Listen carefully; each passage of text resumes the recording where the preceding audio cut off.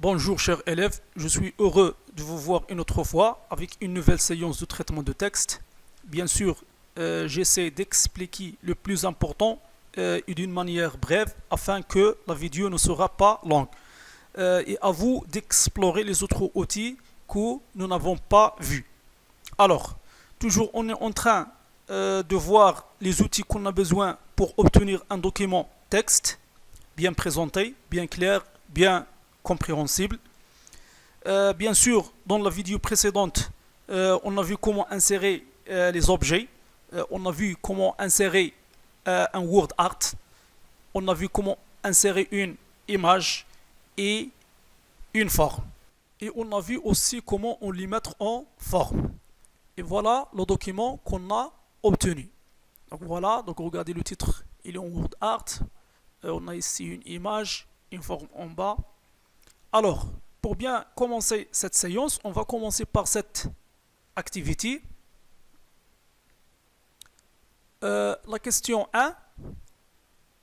Que représentent ces informations? Si vous voyez bien, on a ici les noms des élèves en bleu. Et nous avons aussi la moyenne de chaque élève en rouge. Et nous avons aussi le rang.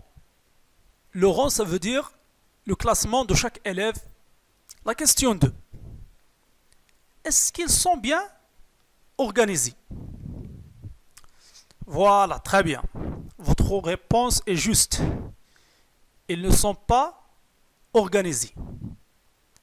La question 3. Proposez une méthode pour les organiser. Il est clair. Voilà, très bien. Pour organiser ces informations, on a besoin de cet élément. Alors, comment on l'appelle? Très bien, voilà. Votre réponse est correcte.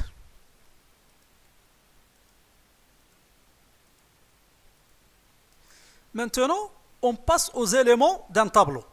Alors, comme vous voyez, le tableau il est composé par des rangées verticales, comme ça. On les appelle les colonnes. Donc ça, c'est la colonne 1. Ça, c'est la colonne 2. Et ça, c'est la colonne 3. Donc dans ce tableau, il y a 3 colonnes. Et on a aussi les lignes, les rangées horizontales. Donc ça, c'est la ligne 1, ça, c'est la ligne 2, ça, c'est la ligne 3, et ainsi de suite. Et on a aussi les cellules. Donc chaque case du clavier représente une cellule. Donc, si vous voyez bien, la cellule, c'est l'intersection d'une ligne et d'une colonne. Alors, dans ce tableau, combien de cellules? Voilà, très bien. Votre réponse est juste. Donc, on passe maintenant à la pratique et on va ouvrir un document de Microsoft Word vierge pour entraîner. Alors, comme nous l'avons vu dans la vidéo précédente, pour insérer un objet, on doit utiliser l'onglet Insertion. Donc voilà, tableau. On clique sur cet outil, puis on peut insérer facilement grâce à la grille qui s'affiche. Seulement une petite remarque, n'oubliez pas de placer le curseur de la souris à l'emplacement où on veut insérer notre tableau. Et voilà, on choisit le nombre de lignes et de colonnes comme ça. Ou bien, on peut choisir insérer un tableau ici grâce à cette boîte de dialogue. On peut préciser le nombre de colonnes et le nombre de lignes. Par exemple, si on veut insérer un tableau comme le tableau précédent, donc le nombre de lignes, on a 7 lignes, je choisis ici 7, et pour les colonnes, on a 3 colonnes. Et voilà, j'ai inséré un tableau de taille 3 fois 7. Alors, dans ce tableau, on peut saisir les informations. Nom élève, par exemple, la moyenne, Même si on peut mettre en forme les informations de ce tableau, à votre avis comment? Donc, comme nous l'avons vu pour la mise en forme des caractères, on peut utiliser l'onglet Accueil.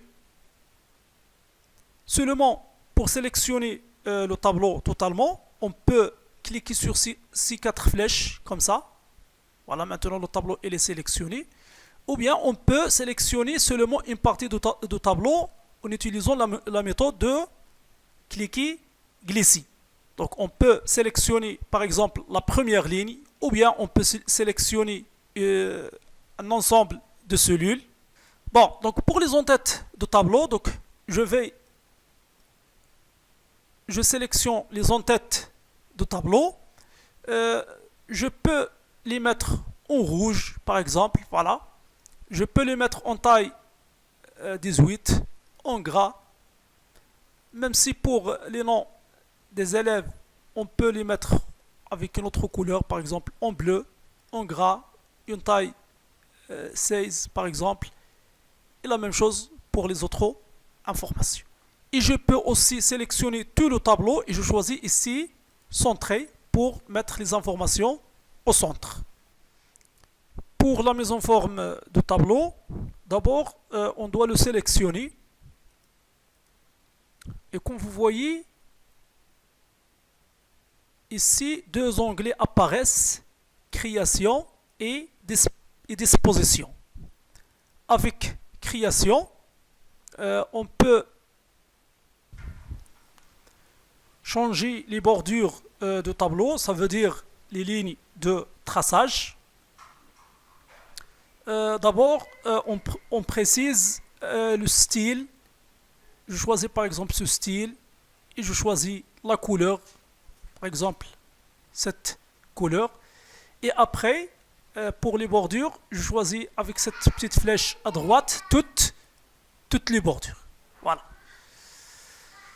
On peut changer aussi, donc je sélectionne par exemple la première ligne et je change la trame de fond. Ça veut dire la couleur des cellules. Je choisis par exemple cette couleur. Donc ici, il est mieux de choisir une couleur claire. Et pour l'onglet disposition, il permet par exemple de supprimer un tableau ou bien supprimer les lignes, les colonnes. Il permet aussi d'insérer des lignes au-dessus ou bien des colonnes, donc insérer à gauche, insérer à droite. Comme vous voyez sur cette illustration, donc on peut insérer une colonne comme ça, par exemple pour ajouter la date de naissance, ou bien on peut ajouter une ligne comme ça pour ajouter un élève. Alors, pour ajouter une colonne pour la date de naissance, je dois placer le curseur soit dans cette colonne non élève ou bien dans la colonne moyen.